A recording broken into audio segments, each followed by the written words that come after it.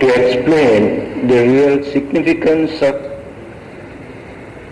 certain activities or ceremonies or pujas that we perform as Buddhist religious services.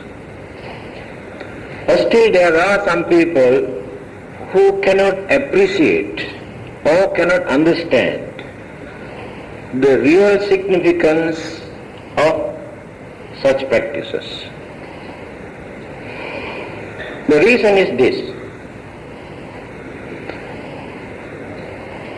The Buddha was not interested in any of those practices because he was an enlightened religious teacher. To him there is nothing in those practices. He taught us only this much. What is that? You must try not to do bad things. You must try to be good or do some service to others. You must try to maintain pure, healthy mind. This is my message. That is Buddhism.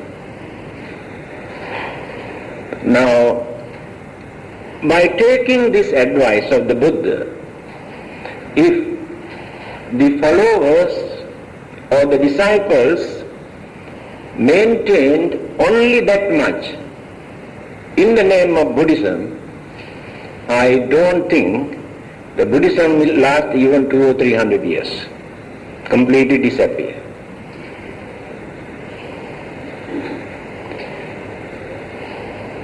We cannot use Buddhism as a mere philosophy. We cannot use Buddhism as mere psychology. We cannot take Buddhism as only morals and ethics. But there are many more things in the name of Buddhism. In fact, Buddhism has gone beyond philosophy and psychology and morals and ethics. Again, when this message started to spread in many parts of the world, people had their own culture, own traditions, according to their way of life. If they maintain only the message of the Buddha as Buddhism, they feel it is very dull, very boring. There is no life. Buddhists cannot become active. That is why they have incorporated with their culture, their traditions, and various other practices and practice as Buddhist practices. In India, most of those practices that they have performed in the name of Buddhism are Indian traditions, Indian way of life, Indian manners and way of life. But when this message reached to other countries like China, Japan, Korea, Mongolia, Tibet, they did not follow the Indian traditions and practices, way of life. They have taken only the message or the teachings of the Buddha and incorporated with their own culture and tradition. That is why Today we introduce the same Buddhism as Chinese Buddhism, Japanese Buddhism, Tibetan Buddhism, Korean Buddhism, because there we can see some differences. But these differences are natural. We should not try to condemn, or we should not try to justify or glorify that our method is more accurate and more superior to other methods and practices. That is human weakness.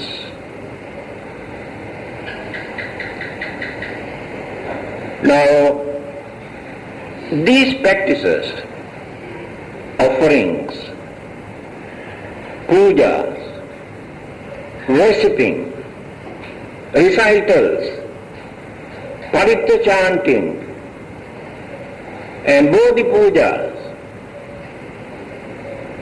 the Buddha did not introduce these things. But we feel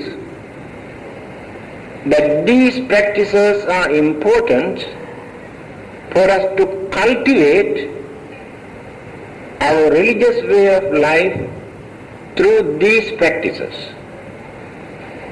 Because all are not intellectuals. Some are very devotional or devout. Some are very narrow-minded. Way of thinking is very poor. But they too like to have practiced a religion. Some are very skeptical. And some are very intelligent, can understand things very easily. Some others have very confused mind,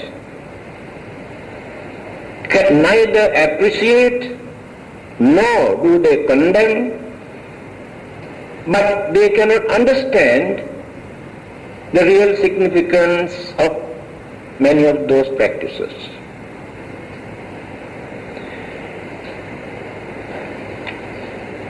All of you know, Buddhism is a very liberal religion,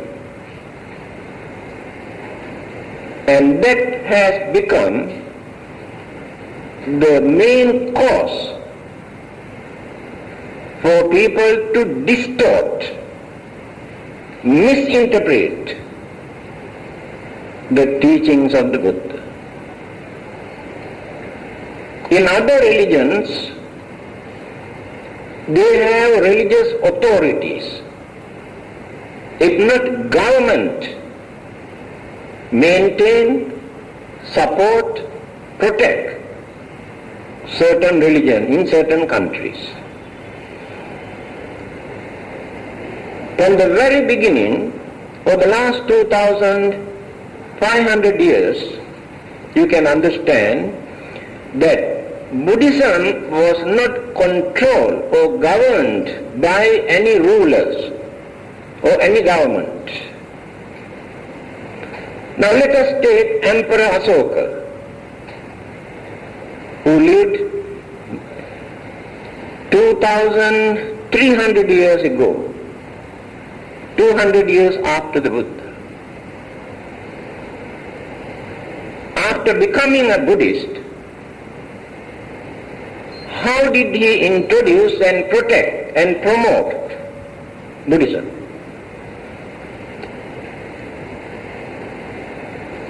Asoka pillars still exist in India. There you can see what sort of instructions and guidance he has given to the monks and missionaries and the followers. He says, when you go out to introduce Buddhism, if you try to introduce Buddhism by condemning the existing other religions, you disgrace your own religion. That is the Buddhist attitude. This is 2,300 years old method practiced by Buddhists. Again he says, you should not glorify that this is the only religion that exists in this world. Allow others also to practice their own religion if they can satisfy with their own religion. We still maintain this noble tradition. We never go out, or we never ask our members and devotees to go out. We sit from house to house and ridicule and condemn the existing of other religions, to tell others Buddhism is the only religion that you have to accept if you really want to go to heaven. Otherwise you go to hell. There is no such teaching, such narrow-minded methods among the Buddhist devotees. But others, how they condemn, how they ridicule the practices of this religion. I remember few years ago, on a full moon day, when devotees were offering flowers and lights and joysticks and various things, one elderly Chinese gentleman came to my room and asked, tell you what those people are doing. Then I asked, you have never seen this kind of practices earlier, as if that you have come down from another planet? No, I cannot understand the meaning. Oh, you want to know the meaning, isn't it? Yes, they are doing some offering flowers in honor of the Buddha and various other things as a mark of respect. This is the way how they are pay their respect to their master, their religious teacher. This is our oriental custom, practice in every country. Then I thought, he is interested. Then I had my book, Handbook of Buddhists, on my table. I told him, if you are interested, you can take this book and read. You can gather more ideas and learn the real meaning. Then at once he told me, no, according to my religion, I cannot read this book. It is a sin.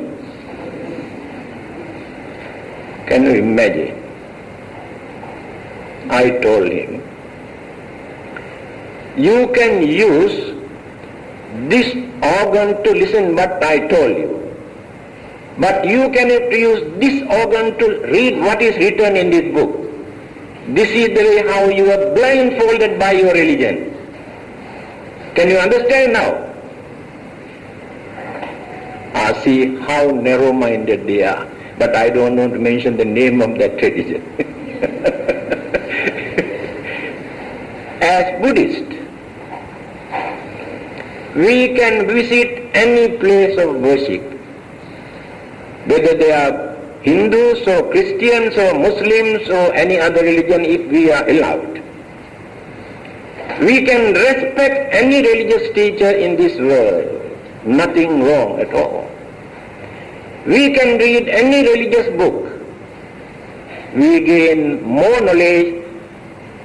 Some people say, the more they learn other religion, the more they learn how to appreciate Buddhism. That freedom is there. We can listen to any teachings introduced by other religious teachers.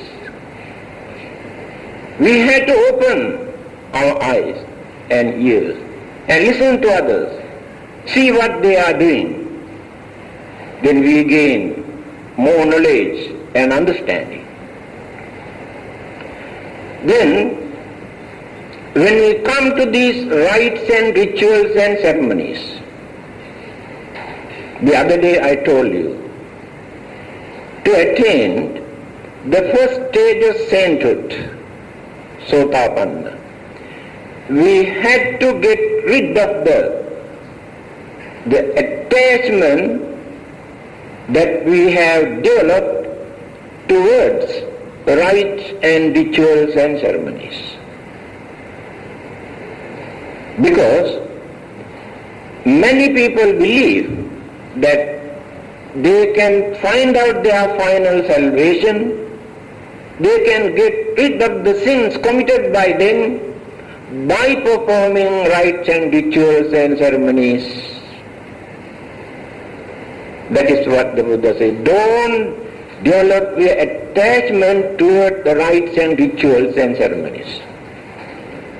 Only by performing these things, you cannot maintain pure mind. You cannot get rid of the sins or the bad karmas committed by you.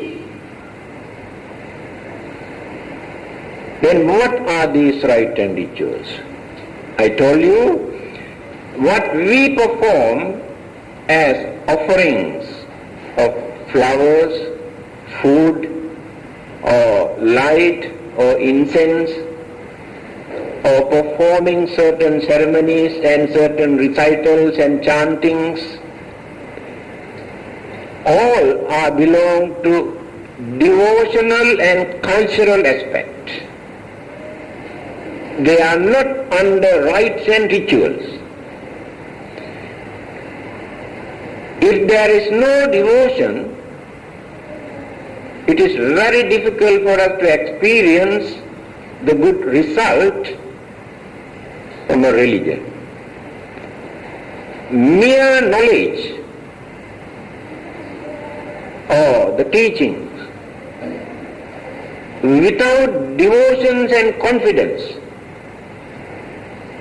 cannot cultivate human way of life. Because there are many intelligent people in this world, very highly intellectuals. Their knowledge about religion, philosophy, psychology, science and technologies and various other subjects is very advanced. But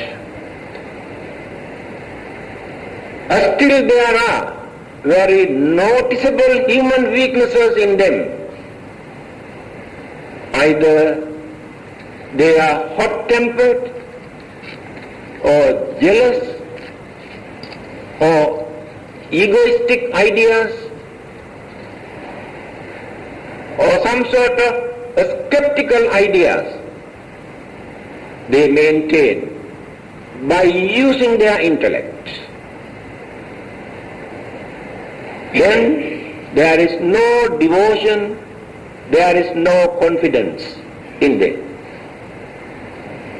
Now let us take one man, very highly intellectual, Bertrand Russell.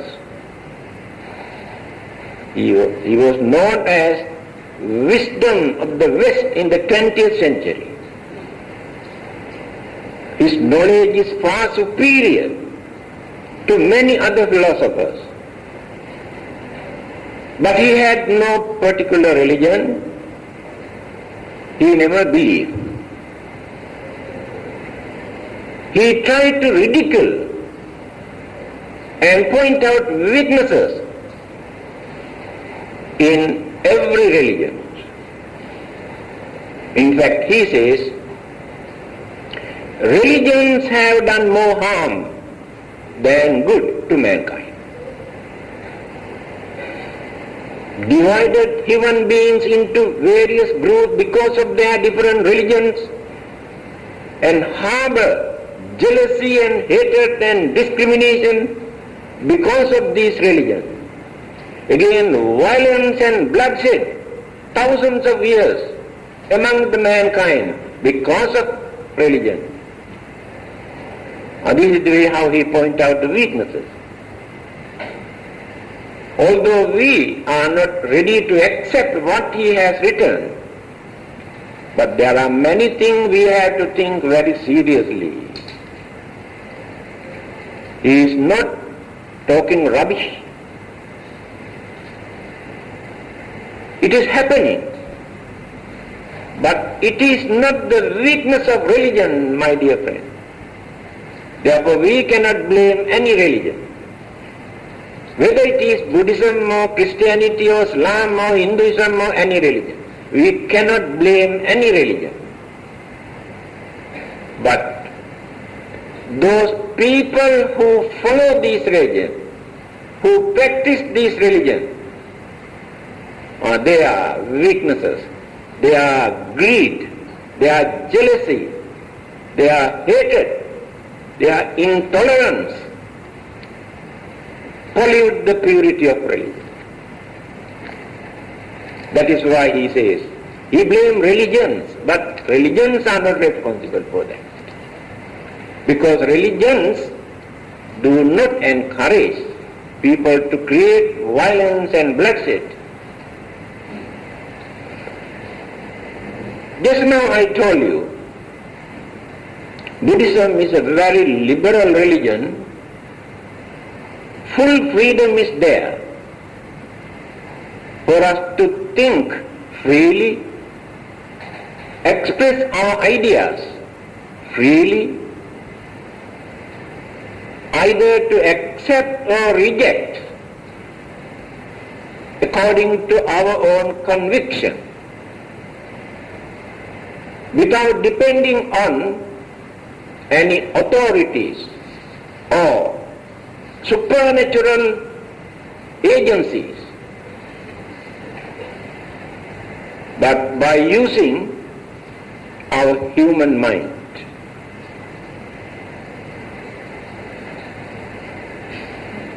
So what happened to Buddhism? For the last 2,500 years, when two Buddhist groups get together, it is very difficult for them to perform any religious service together, because they have their own method, own system, own culture, own tradition. Now, even Chinese and Japanese were so close, but they have entirely two different methods. Chinese and Koreans also, they have two different methods. Then Tibetans, Mongolians, Siberians belong to one particular Vajrayana groups. Vajrayana derived from Mahayana, one aspect of Mahayana that is called Tantrayana. In Mahayana there is one aspect which is called Tantrayana. So the later Vajrayana is developed from this Mahayana school. Introduced in Tibet, Mongolia, Siberia and certain other countries. So China, Japan, Korea developed Buddhism by incorporating their culture, tradition, way of life and ceremonies. Most of them are very attractive, very colorful, and create some sort of temptation and inspiration.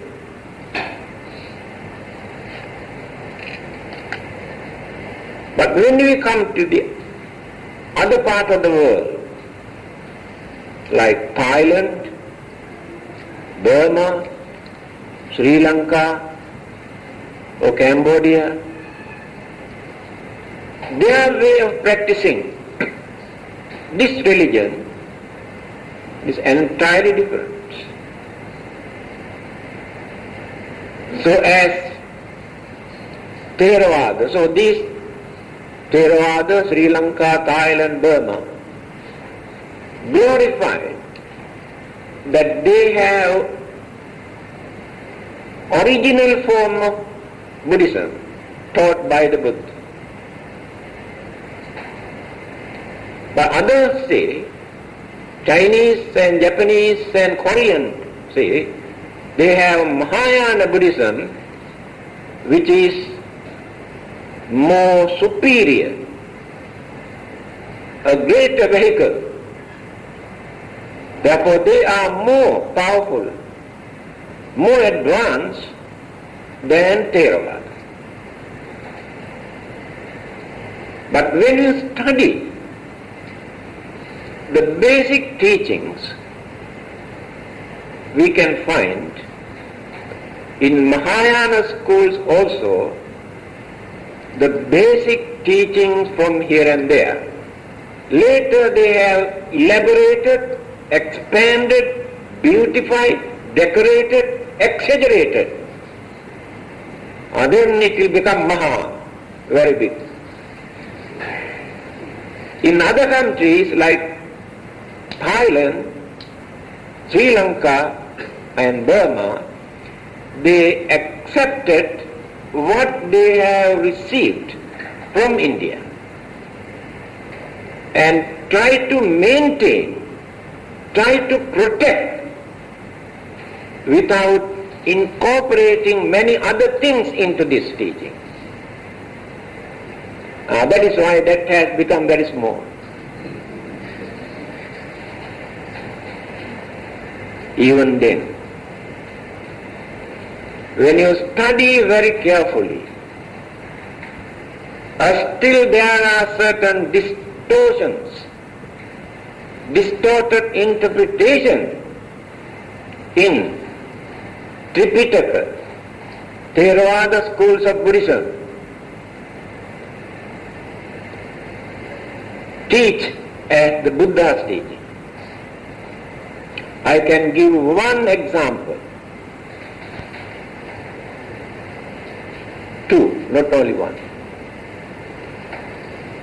In Anguttara Nikaya, if you got the book, you can see, there is a saying. One day, I think Venerable Ananda came and asked, why ladies cannot become judges in the court? Because at that time, in the whole country in India, there was not a single lady who could become a judge in the court. Do you know what did the Buddha say? Ladies cannot become judges because they are very narrow-minded. They are very jealous. Their understanding is very limited. Therefore, how can they become judges? This is 2500 years ago in Indian society. Now, do you believe that this statement definitely made by the Buddha? If Buddha said like this, I cannot accept the Buddha as enlightened religious teacher.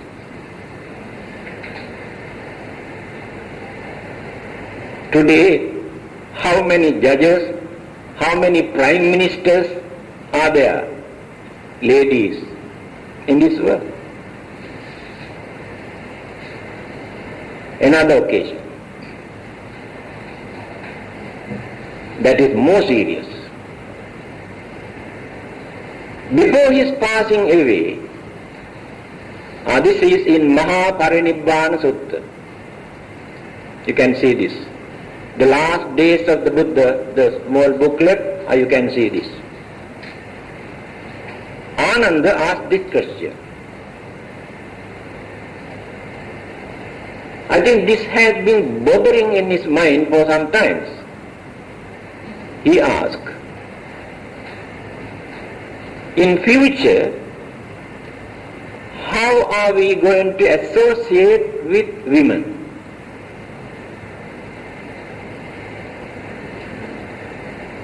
You know what did the Buddha says? Better not to look at them. Don't see. Supposing if you happen to see them, all right, then don't talk to them. If happen to talk only one or two words, not more than that.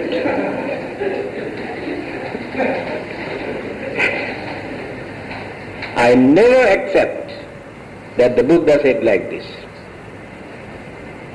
Because 45 years of the Buddha's life, how he associated with ladies,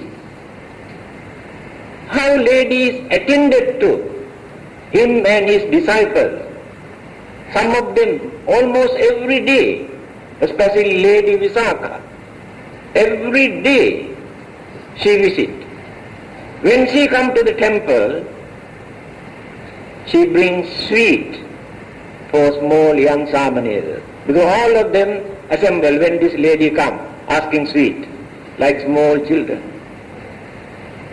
And there are hundreds of stories how ladies have looked after, attended to various monks and how they associated with them. Then how can the Buddha says, don't look at them, don't talk to them? Then how can we maintain this religion if we shun and keep away from ladies who have done these things?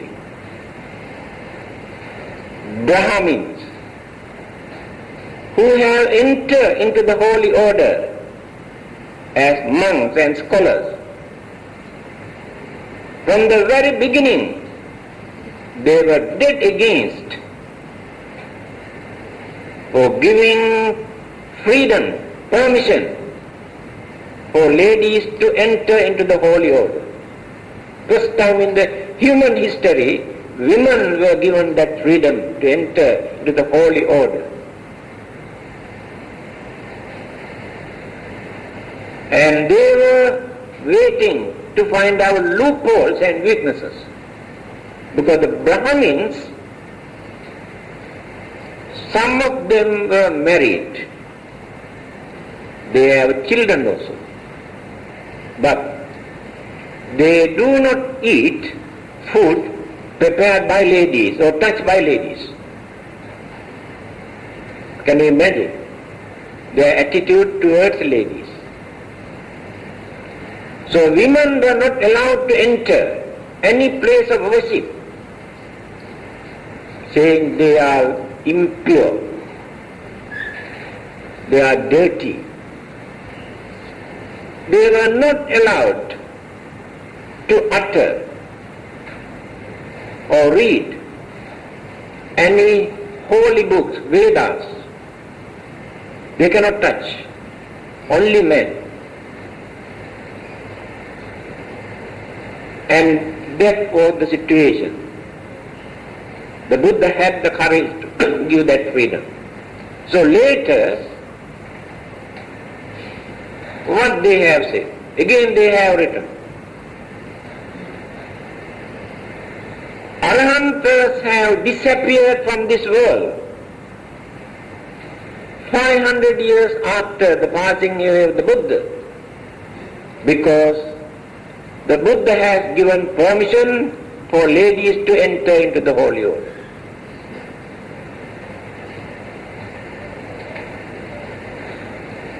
They wanted to blame ladies. There are such statements in Pali Tripitaka. It is very difficult for us to accept as the teachings of the Buddha. We must be very unbiased. Our own weaknesses, we try to hide and blame somebody else. Because of them we cannot become holy. Now if I say I cannot become an arahant or holy man just because of ladies, it is not their mistake, it is my mistake. I am responsible for that. Then why should I blame ladies? We have to admit this. Now let us come back. That is not the subject. So what I wanted to tell you, the too much of freedom or the liberal attitude of Buddhism paved the way for people to organize so many things and introduce as Buddhism. I remember a British scholar who lived in Hong Kong, I forgot his name. He has written a beautiful statement. What happened to Buddhism? He says, Buddhism is just like a beautiful house. And to beautify this house, the owners have planted a creeper which grow very rapidly and blooms beautiful flowers. So this creeper went on growing and growing and growing and growing and growing by producing beautiful flowers, decorating the whole building. Later what happened? It was so heavy, the whole buildings collapsed because of that creeper. That is what happened to Buddhism when they try to beautify, decorate, introduce as very attractive, colorful, wonderful religion. Because religion is not their insight, only beauty. Satisfy only our emotion. Even then, Buddhism has become a very rich culture in Asia. They maintain this religion for more than 2,500 years because of this culture. Actually not because of teachings. I know majority of our Buddhist community in this part of the world do not know anything about the Buddha's teaching. But they perform so many rites and rituals and ceremonies, contribute a lot for various projects and other activities. They think that is Buddhism. That means they maintain this religion because of these activities. Otherwise, that religion won't last long. Asia is very rich in various ways when we consider about our culture and art and painting and various other decorations for thousands of years. They have done everything by taking ideas from religion, especially from Buddhism. So when you visit India and certain other countries, Angkor Wat in Cambodia and Borobudur in Indonesia, they have done all these things by taking ideas from Buddhism and Buddhist Jataka stories, how they have depicted, and by carving stones or drawing or painting. Religion is behind. So religion enrich their culture. And that culture promote religion. That is how they maintain this. Now let us take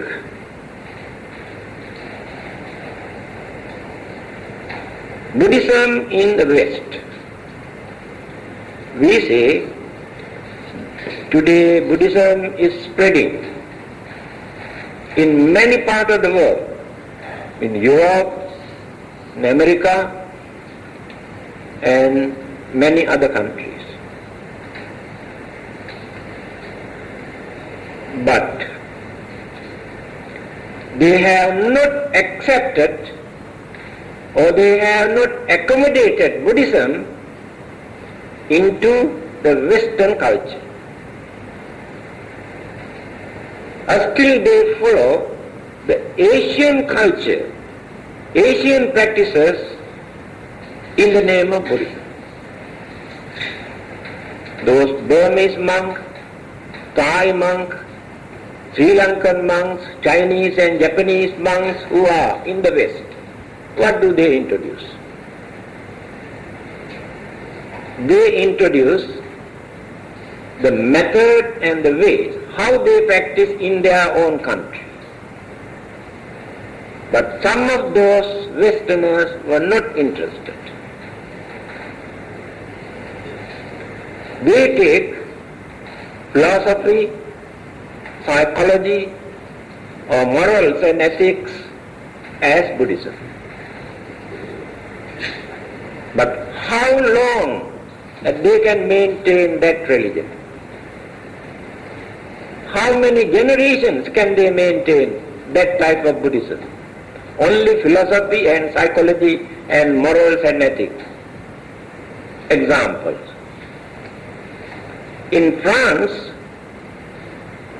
there was a well-known lady, Buddhist scholar, Madame Lonsbury. She has written book. She was the president of a Buddhist society. There were a lot of Buddhist activities at that time. After her death, all those activities slowly faded away.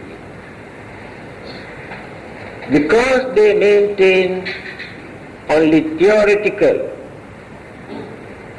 aspect, the teachings and philosophy and psychology and morals and ethics. Therefore, the establishment of Buddhism in the West are still very shaky. They maintain for a few generations. Later they may forget.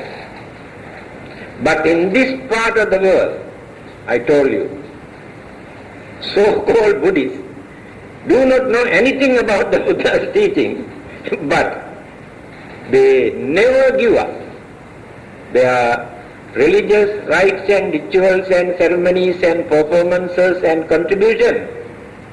They do all these things thinking that they are practicing Buddhism. This will continue.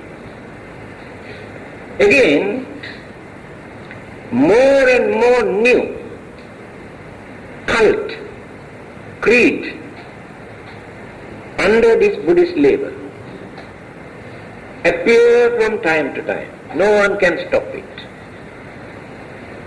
And they say they are Buddhist group or the cult is more powerful, more genuine, more accurate than the old Buddhism. And more new groups come into existence in time to come. You cannot stop this. And certain other countries, when their religion was controlled and governed by the rulers and authorities, when that government is collapsed, and religion also collapsed, That is the danger, uncertainty. Because of the fear of the punishment, they uphold certain things. Just because of certain favoritism they gain, they follow that religion. When such things are no more, they forget and ignore that religion. But I told you, we never had this for the last 2,500. I regard all of them as my own children. I told you there were 62 religious groups in India at that time. I regard all of them as my own children. I told you there were 62 religious groups in India at that time. He has never shown any discrimination to existing religions, but he promoted Buddhism, sent missionaries to other countries in many parts of the world.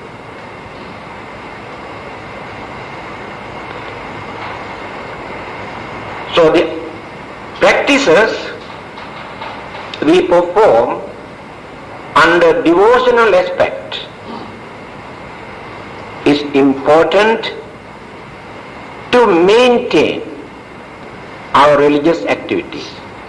Otherwise, we cannot become active Buddhists. We remain as sleeping Buddhists. What is that? We don't want to do bad things. We try to be good. We try to maintain pure mind, but we are sleeping, not active.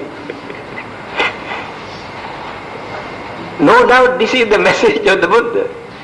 But we must know how to organize, how to introduce, how to promote this message of the Buddha by adapting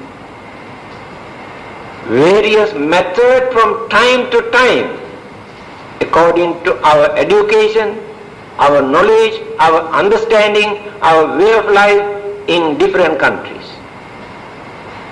That freedom was given by the Buddha. Now let us take two more examples. Theravada Buddhist countries, the Orthodox Buddhists do not appreciate dance and music. They say it is against the Buddha's teaching. There were few occasions. One day, a well-known musician, Panchasika, approached the Buddha with his musical instrument.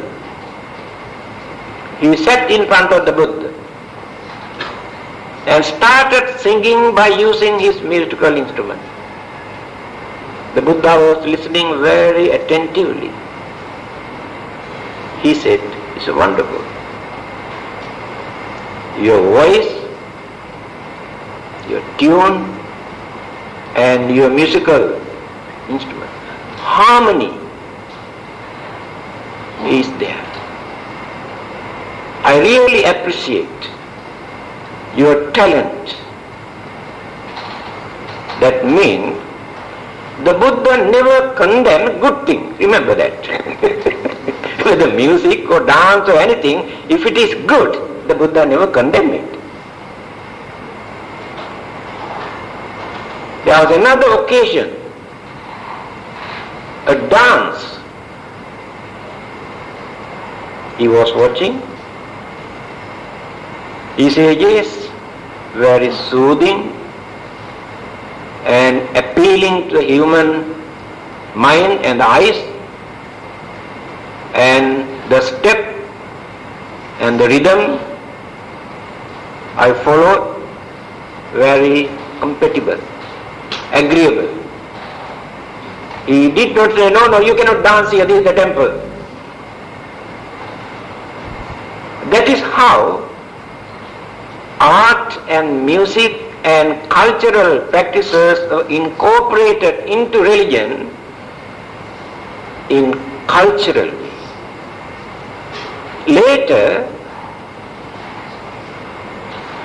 music and dance are completely spoiled and polluted by bringing immoral practices into these two things, music and dance. Drinking and all sort of other immoral practices they have incorporated. That is how music and dance got the bad name. That is why in certain temples they say no dance, no music, because of that. Another reason, at that time in India, many of those girls who used to dance and sing and to entertain others were not respectable girls, they were loose ones. That is another reason why religion did not encourage to accommodate them. But we should not condemn music and dance. Now let us take the chanting of sutras. There are various rhythms, musical rhythm. For different sutras, different tone, different rhythm for them to chant. When you pay attention with devotion and confidence, you gain very soothing feeling. You forget your pain and worries and mental disturbances. You gain some sort of inspiration. This feeling creates some changes in our physical body. Brain cells, glands, organs, blood circulations, heart.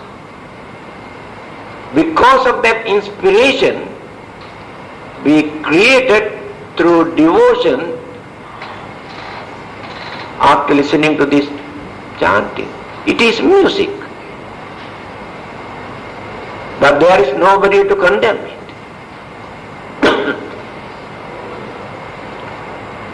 Dance, those days, boys and girls come to the platform, they dance, but they never touch, never embrace each other. That is their culture. They respect this. There are certain things for them to learn through their performances. But what is happening today?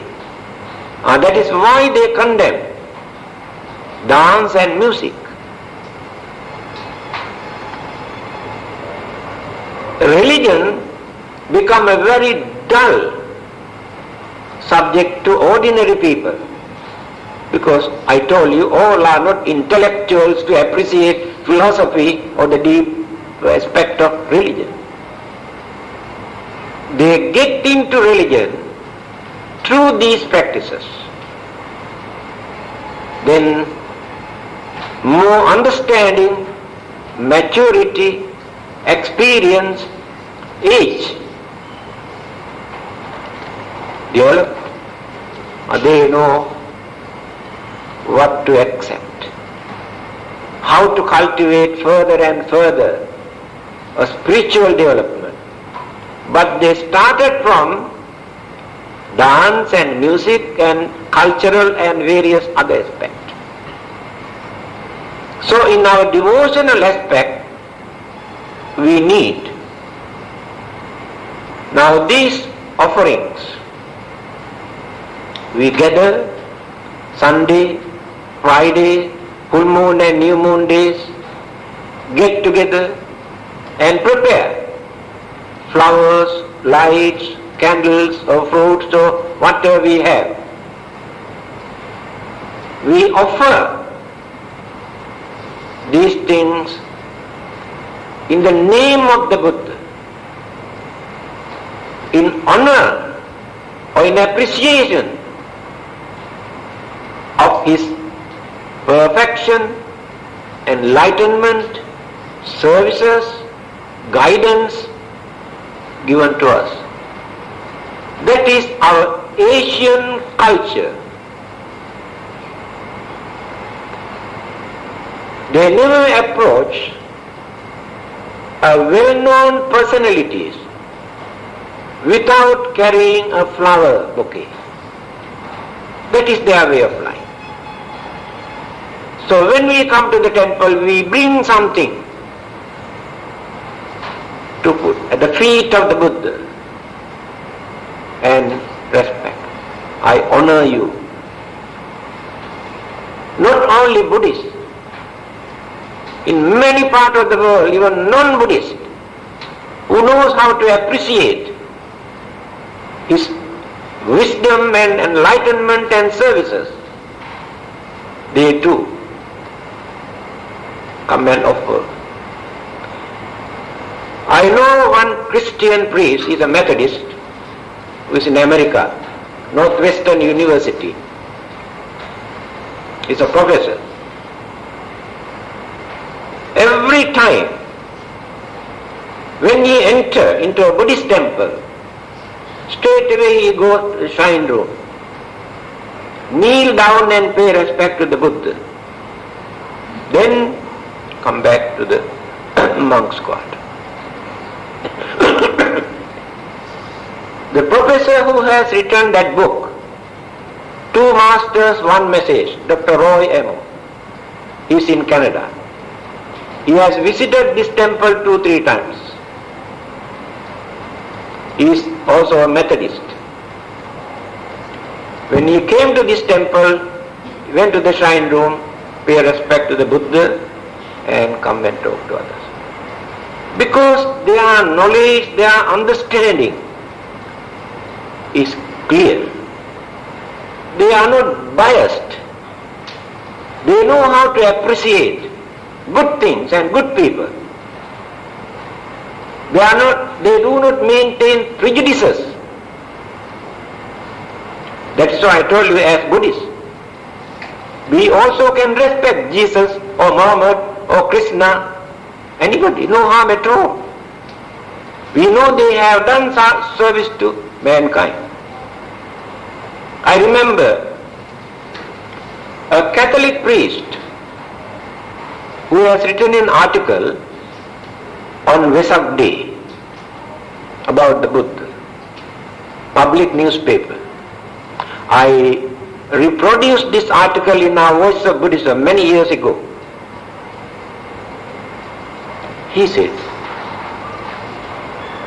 I really cannot understand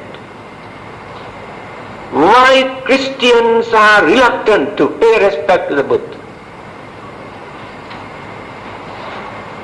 If they cannot understand the nature of his supreme wisdom or enlightenment or holiness, at least they can understand from the world history what kind of services he has rendered towards the mankind. In appreciation of his service, why Christians cannot respect the Buddha? Who says this? A Catholic priest. There are such understanding people. Just now I was reading an article, a talk given by a Christian priest on Buddhism, also in Northwestern University in America. When he was talking about Buddhism, another professor got up and asked this question. You tried to praise Buddhism. Can you point out anything else in Buddhism other than Four Noble Truths and Eight Noble Paths? That is only Buddhism. What if they have to talk a lot about Buddhism? Then this professor said, my dear friend, that is why I appreciate Buddhism. Because these 4 noble truths and 8 noble paths I cannot find out in Christianity. Dr. Rhys David has written this nearly 100 years ago in England. No any other religion in this world where we can find 4 noble truths, 8 noble paths. That is enough if we can understand. We know only names. Can we understand?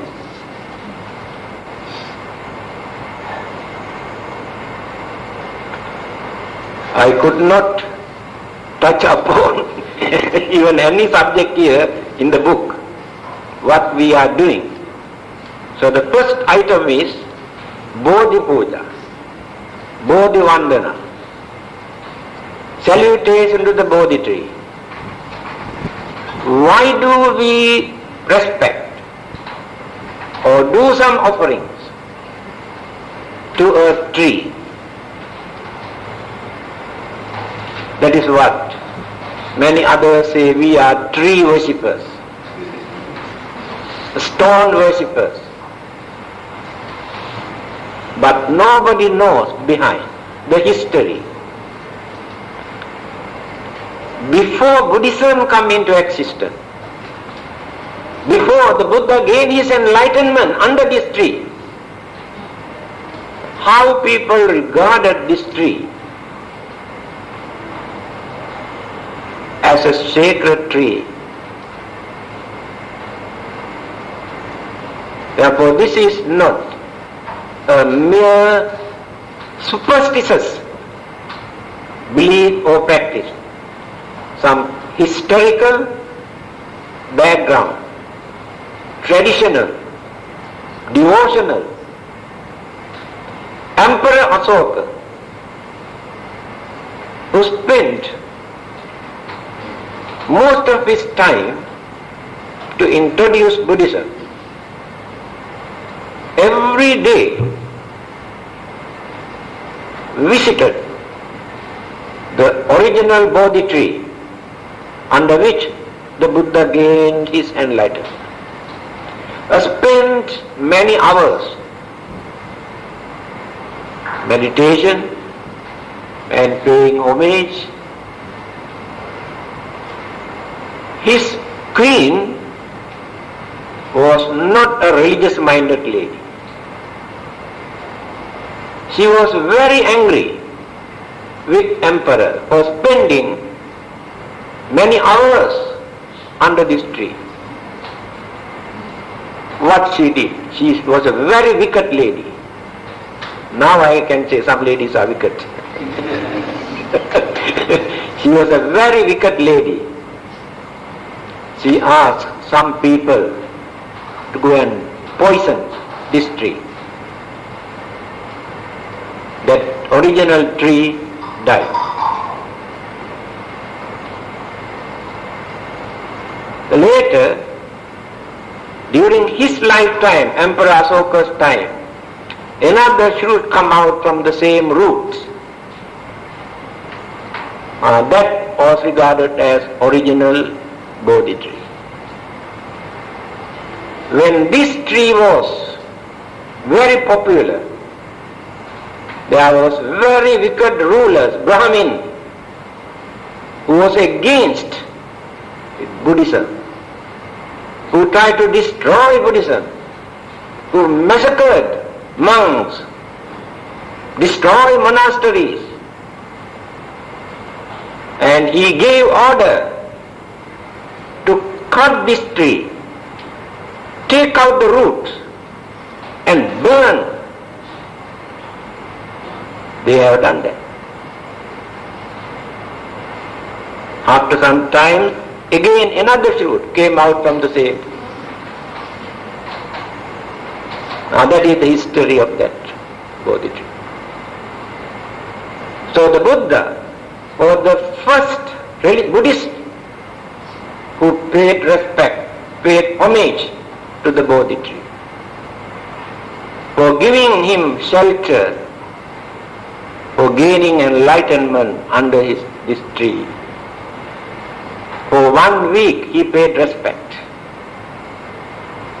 And this traditional belief still we maintain. Then we have developed further and further, not only worshipping, do some offerings and puja, and we also believe it is not only a mere belief, there are some evidence to prove that there are some devas, earthbound, not heavenly devas, earthbound devas around the vicinity, around that area. Then those devotees who pay respect and radiate and invite the devas to share the merits, gain some sort of protection for their worldly life. That is why many people pay attention toward the puja and offerings. So there are many more things to explain. So next Friday I'll start from item by item, flowers and lights and food and why do we practice all these things. Then we can understand they are not superstitious practices or beliefs. Some meaning, significance is there. Thank you. 211. Punyanumodana, sharing of merits. Please stand up.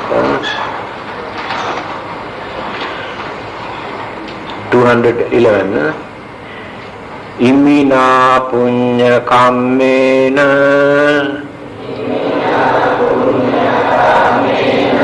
Upajjaya gunottara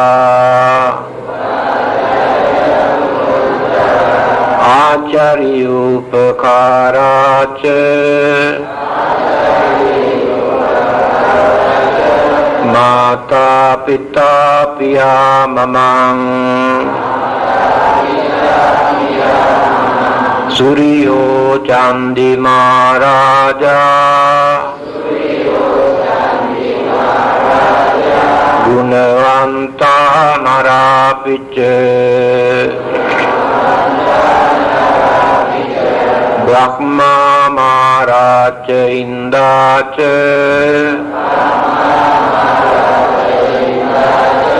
Lokapalacha Devata Yamo mitta manussaca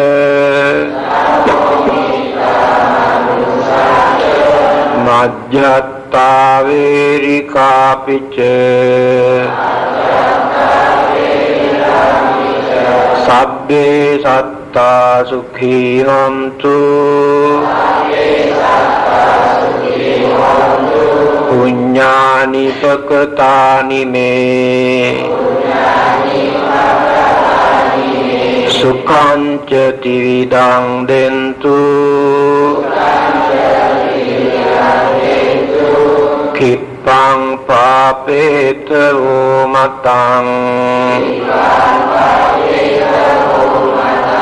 Imina punya kammena Imina uddisena ca Kippahang sulabhe ceva Tannupadana cedanang Ye santane hina dhamma Yava nibbanato mamang Nassantu sabbadaeva Yath jato bhave bhave Ujjucitto sattipanyo Salleko viriyavamina Mara labhantu nokasang Katunca viriyesu me Buddhadi pavaro nato Dhammo nato aruttamo Nato pacceka sambuddho Sangho nato uttaro mamam Tesottamanubhavena Marokasang labhantu ma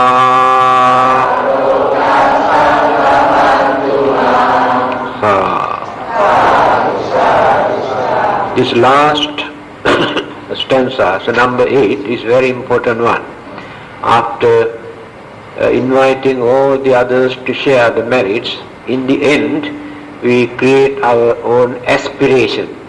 That means by the power of all the Buddhas and the Buddha Dhamma Sangha, may we get the chance to maintain pure mind. May evil forces should not come and disturb or pollute the purity of our mind until we attain our Nibbana. That is our aspiration. Thank you.